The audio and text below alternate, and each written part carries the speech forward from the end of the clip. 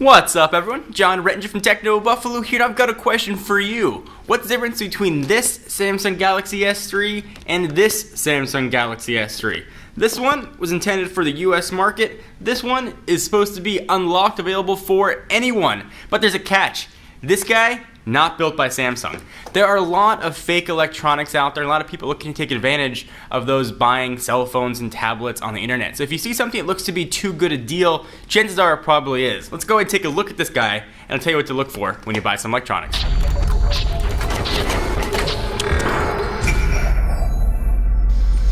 Alright, so here is the box of the fake Samsung Galaxy S3, and on first blush, it looks pretty good. It says Samsung Galaxy S3, the fonts are alright.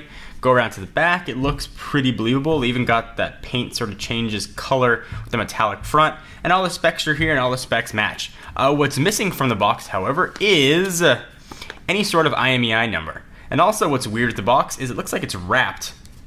Like this, they just put on some white paper to make it look like a white box. In fact, it's just gray underneath. If we take a look at a real Samsung Galaxy S3 box, this is the US variant. I'll pull this off. You can see that certainly there's a shininess right there that this doesn't have, and there's no sort of wrapping on this at all.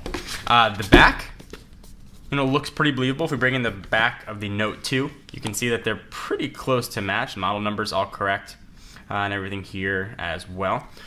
So as you go ahead and open it up, things get real and things get fake very quick.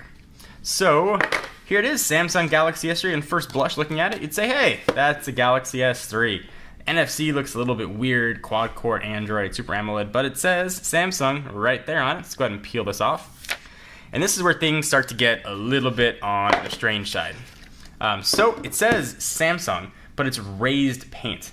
I mean, you could scrape that right off. It's almost like someone just stuck a sticker almost on it. It's not even lined up straight. Look at what Samsung here is supposed to look like. It's not even close. The sensors as well are lined up and higher. These are more right to the side as how they're supposed to be. But you might not notice that if you just looked at your new phone real quickly or you weren't that much into technology.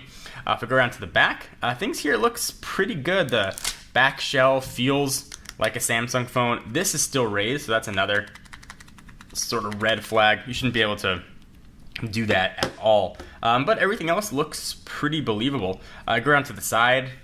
Buttons look the way they're supposed to be. The screen does not feel like a Galaxy S3, but you wouldn't know that if you hadn't used a Galaxy S3. The button here as well is very odd. The way it's supposed to look, it's a little bit smaller than usual, and this bezel is way bigger. The button doesn't even have any sort of clickiness or tactile feel to it. But the big sign that you got taken advantage of lives underneath this back cover. Go ahead and peel this off. Look at that. Anything look weird to you? It's a Samsung battery. Samsung and Galaxy S3 SIM sticker stuck right there. This is where things get super fake, and you should be able to tell very quickly if you look at a battery that it says Samsung on it. The stickers here are totally crooked.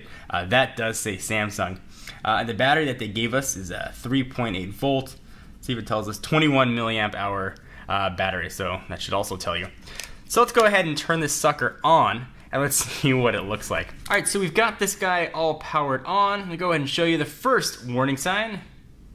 That's not the lock screen that you should see when you first power up a Galaxy S3. This is what it should look like. Here we get that liquid effect.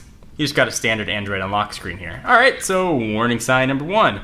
So they've done some interesting things here. First, they've put the AccuWeather widget, which you can download, which Samsung's Galaxy S3 does come with. You can see that it looks sort of similar to the regular Galaxy S3, but things start to get a little fishier. So things to look for with the fake phone. So first, let's go ahead and go into apps. You can see that things look okay. It's sort of responsive. If you go into widgets, no sort of Samsung widgets here. It's all pretty strict Google. So that should be a first warning sign. The next thing that's super off, aside from everything being just a little bit strange, the haptic feedback on here is so bad you can feel the entire phone make noise when you push it. The screen here is also absolutely atrocious, and aside from the resolution being awful, it's also a smaller screen than the Galaxy S3. If you put those side by side, you can see where the screen starts down there and where this one starts on the fake one. I mean, the Galaxy S3 is significantly bigger than what it should be. So all things to look for when you buy a phone. Let's go ahead and see what's powering this guy. So I'll go and go into settings, and we'll go to about phone. First, you can see that physics engine is super slow and very weird. For claiming this is a quad-core phone, yeah, I would doubt it. So model number, Android 4.04. Kernel version, root Android #1, that should be a warning sign, and custom build version. All kind of things here are just very, very off with this phone. So things to look for when you're buying a phone to make sure you don't get scammed. First, buy from a site that you trust, an authorized reseller. We get all of our stuff from the folks in Negri Electronics. I trust them. There are a lot of other great places out there to buy phones. Just go from a place you trust. Actually, Negri was the one that sent this phone to us. One of their vendors was trying to pass this off as a real Galaxy S3, and they were the ones that found it. And we found it really interesting and wanted to share it with you guys. So be very careful where you buy. If you see something that looks like a deal and it's too good to be true, chances are it is too good to be true. You're going to end up with a Samsung Galaxy Fest free, whatever they decide to call it. A lot of fakes out there. So if you know what a suggested retail price on a phone is, you should be paying just around that, and only get it from somewhere that you trust.